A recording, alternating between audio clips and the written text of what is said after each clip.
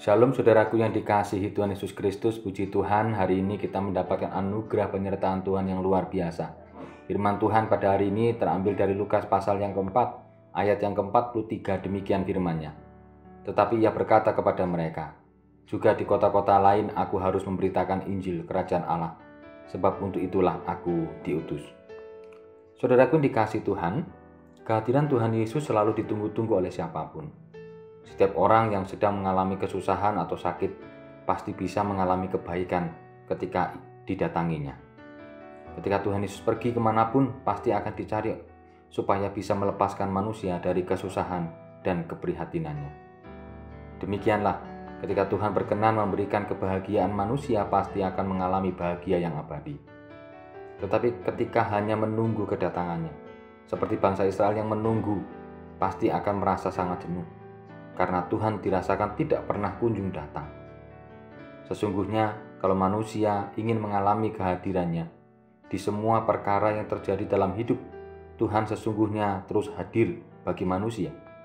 Kehadirannya tidak pernah terbatasi dengan waktu dan tempat. Tuhan di setiap kesempatan pasti hadir. Demikian juga di setiap tempat pasti akan dihadirinya.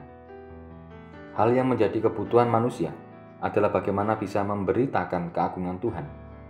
Dengan memberitakan keagungannya, manusia akan mengalami berkat dan terberkati. Meskipun harus mengalami keadaan yang tidak baik menurut manusia, tetapi kalau manusia sudah ditempati oleh keagungan Tuhan, hidupnya hanya akan mengalami kebaikan Tuhan. Itulah sebabnya manusia harus mau melakukan apa yang menjadi kehendak Tuhan dalam hidupnya. Menjadikan kehendaknya sebagai kebahagiaan untuk melakukannya dalam hidup. Dengan cara demikian, keselamatan dari Tuhan pasti menjadi kebahagiaan yang utama. Bagi manusia yang sudah sampai pada tahap ini, tentu menjadi mudah untuk memberitakan keagungan Injil Tuhan.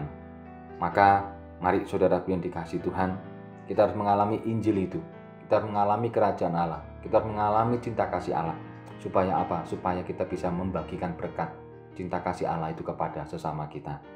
Karena Allah sangat mengasihi umatnya, maka patutlah kita juga membagi kasih Allah kepada siapapun di sekitar kita.